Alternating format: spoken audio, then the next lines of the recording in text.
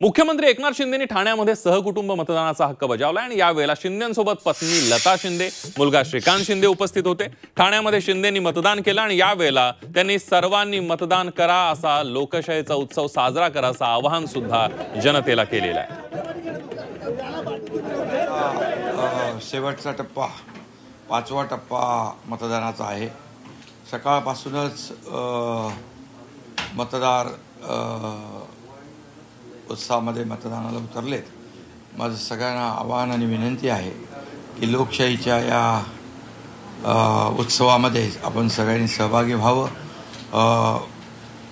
आपलं एक मत इतिहास घडवेल, आपलं एक मत राष्ट्र घडवेल आणि खऱ्या अर्थाने ही निवडणूक जी आहे ही देशाच्या विकासाची आहे। त्यामुळे सगळ्यांनी यामध्ये सहभागी व्हावं।